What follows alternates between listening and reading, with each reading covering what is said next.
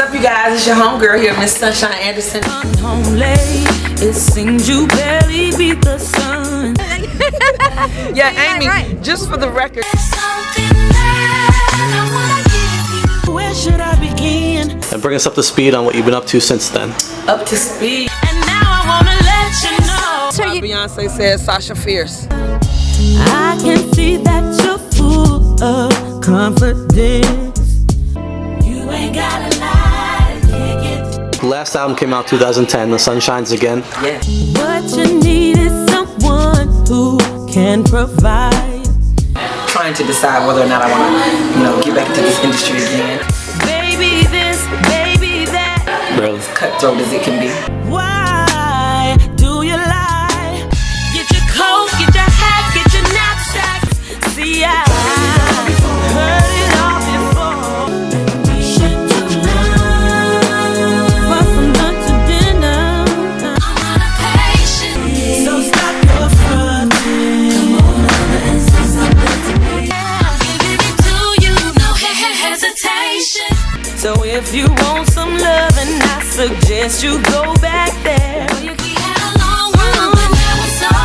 Sunshine Anderson should have been a household name. In the early 2000s, her breakout hit Heard It All Before was everywhere. It was the kind of song that made you want to roll your windows down, turn the volume up, and sing every word like you lived through the heartbreak yourself. It wasn't just a song, it was an anthem. But then, she disappeared. One album, a massive hit, and then silence. What happened? Some people wrote her off as a one-hit wonder. Others blamed the industry for failing another talented black woman in R&B. But the real story? It's messier than you think. Because Sunshine didn't just vanish. Her career was derailed. And if you look closely, the warning signs were there from the beginning. Label politics, industry drama, and one of the most unpredictable celebrity managers of the early 2000s. Sunshine was set up for success, but she was also walking into a storm she couldn't control. So how did one of R&B's brightest new voices go from chart-topping success to struggling for radio play?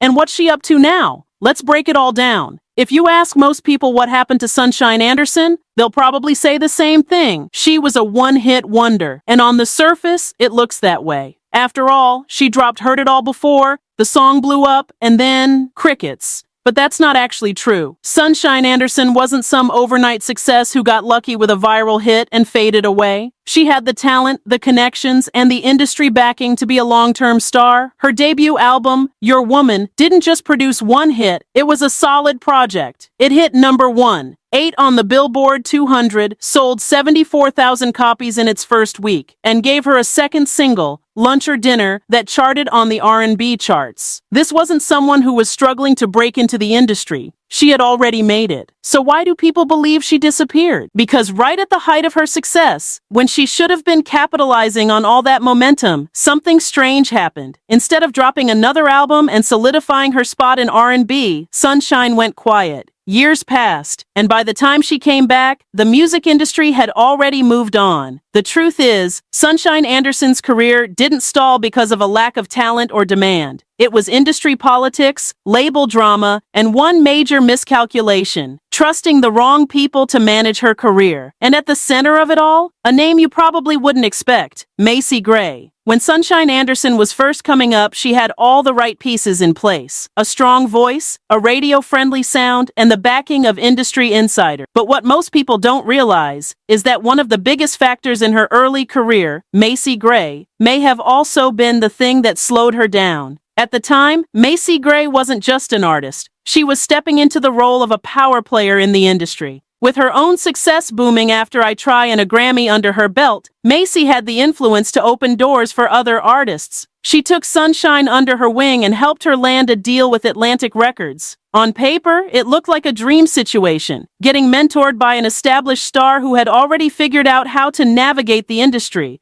But behind the scenes, things were far more chaotic. Macy Gray has openly admitted that she struggled with the pressures of fame, the sudden success, the constant touring, the industry expectations. It all hit her hard. And like many artists, she turned to partying and substance use to cope. In interviews, Macy herself has said that during this time, she was surrounded by people who enabled the lifestyle, making it even harder to stay grounded. So what does that have to do with Sunshine? Well, when your manager is spiraling, it's only a matter of time before it affects your career. People in the industry started to see Macy as unpredictable, even unstable. And that kind of reputation doesn't just hurt the artist, it hurts everyone they're connected to. Suddenly, the same industry that had embraced Sunshine was hesitant. Labels were cautious, opportunities slowed down, and the support she needed to push her career to the next level wasn't there. By the time Sunshine realized what was happening, it was already too late. She had a choice to make: stay loyal to Macy and risk getting stuck in the industry's waiting game, or cut ties and try to take control of her career before it slipped away completely. She chose the second option, but the damage had already been done. Breaking free from Macy Gray's management should have been a fresh start for Sunshine Anderson. But instead of gaining momentum, she walked straight into another industry nightmare: label politics. After leaving Macy, Sunshine signed with Matthew Knowles, the man who helped shape Beyoncé's career. At the time, Knowles was expanding his empire and had just launched his own label, Music World Entertainment. For an artist like Sunshine, this seemed like a golden opportunity. She was now under the management of one of the most powerful figures in R&B. What could go wrong? A lot, apparently. Sunshine was eager to drop her second album, but instead of moving quickly, the label made her wait. The music industry was shifting, and executives were more focused on bigger commercial acts than artists from the neo-soul and R&B wave of the early 2000s. Sunshine later revealed that after her debut, the label merged, and executives told her she'd have to wait at least a year and a half before releasing her next project. Think about that. She had just dropped a hit album, Heard It All Before was everywhere, and instead of striking while the iron was hot, she was told to sit and wait. And in the music industry, timing is everything. Sunshine saw the delay as a death sentence for her momentum. She knew that disappearing for too long meant losing fan engagement, radio support, and label interest. So she made another tough call. She asked for a release from her contract. At this point, she was doing everything right to take control of her own destiny, but the damage from her stalled career was already taking its toll. By the time she finally released her second album, Sunshine at Midnight, in 2007, a full 6 years after her debut, the industry had changed, and Sunshine Anderson wasn't the priority anymore. By the time Sunshine at Midnight finally dropped in 2007, the R&B landscape looked completely different. The early 2000s had been a golden era for soulful, women-led R&B. Think Jill Scott, Alicia Keys, and India Arie. But by the mid-2000s, mainstream radio had moved on. The industry was shifting towards a new wave of pop-infused R&B and hip-hop dominance. Sunshine wasn't just competing with other R&B singers. She was fighting to be heard in an industry that was prioritizing high-energy club tracks, crossover appeal, and radio-friendly collaborations with rappers. Her new album had all the right elements. It was produced by Raphael Saadiq, Dreyan Vidal, and Mike City, the same producers behind some of the biggest R&B hits of the time. The lead single, Something I Wanna Give You, had the potential to be a comeback moment. But there was one problem.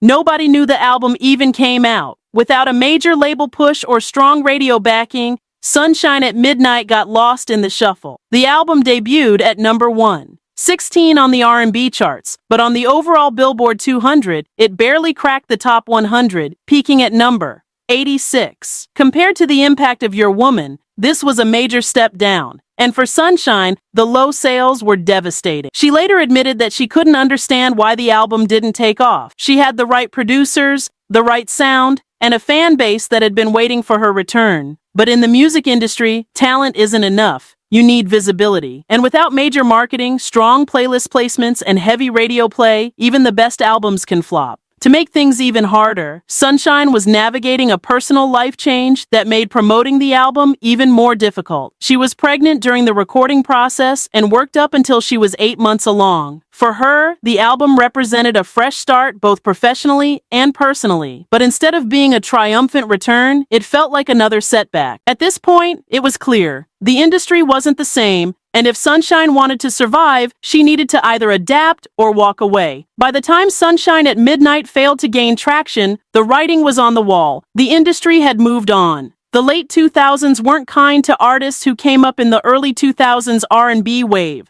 Unless you were already a massive name like Beyoncé, Usher, or Alicia Keys, it was almost impossible to stay relevant without a major pop crossover. And Sunshine? She was the kind of artist who thrived in the R&B scene, But that scene was now being pushed to the background in favor of more commercial sounds. Radio stations, which had once blasted Heard It All Before non-stop, were now focused on club bangers, auto-tuned hooks, and songs that blended R&B with electronic beats. Artists like T-Pain, Rihanna, and Chris Brown were dominating the charts, and traditional R&B singers were struggling to get airplay. Sunshine wasn't alone in this. A wave of early 2000s R&B artists, Amiri, Tweet, and even bigger names like Ashanti, were facing the same problem. Their music was still good, but without the right industry backing, they were left fighting for attention in a space that no longer prioritized them. This shift hit Sunshine hard. She later revealed that one of the biggest struggles was trying to promote music when her own hometown radio stations wouldn't even play her songs. Imagine walking down the street, running into people who loved your music, only for them to ask, "Hey, what happened to you? When's your next album?"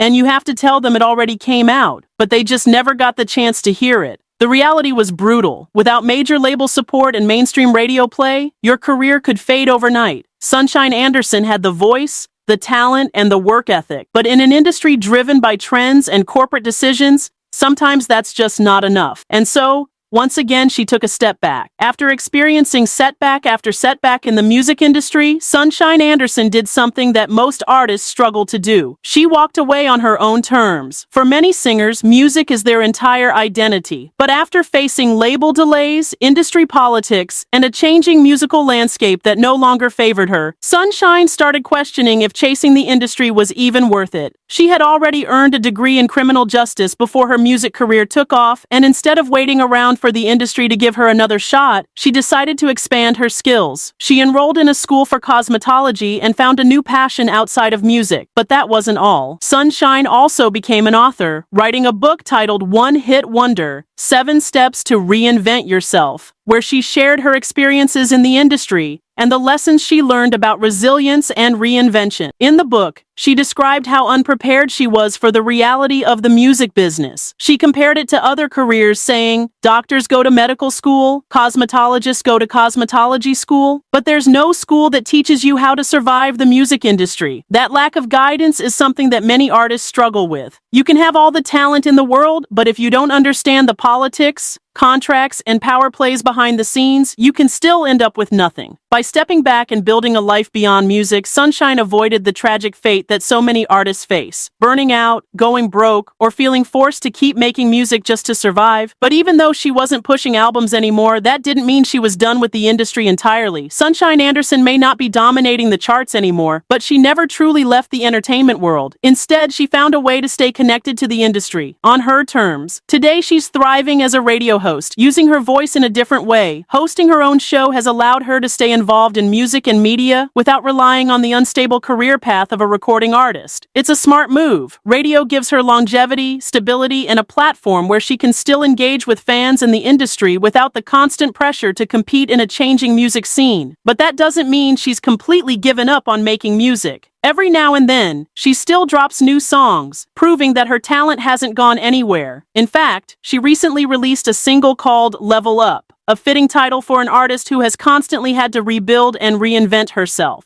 So the big question is, will she ever drop another full album? At this point, only time will tell. Sunshine has made it clear that she's no longer chasing the industry. If she releases music, it'll be because she wants to, not because she needs to. And honestly, that's probably the best place an artist can be. Her story is a reminder that success in the music industry isn't just about talent, it's about timing, connections, and playing the industry game. Sunshine Anderson had all the tools to be a long-term star, but between label politics, management missteps, and a shifting music landscape, her career was never fully in her hands. But even though she didn't become the superstar many thought she would be, she didn't let the industry break her. Instead, she built a life beyond the spotlight, proving that sometimes the best success stories aren't about chasing fame, they're about finding freedom. Now, the real question is, if Sunshine Anderson ever decides to make a full comeback, will the industry finally give her the recognition she deserves? Let me know what you think in the comments. And if you like this video, make sure to subscribe because we've got more deep dives coming soon.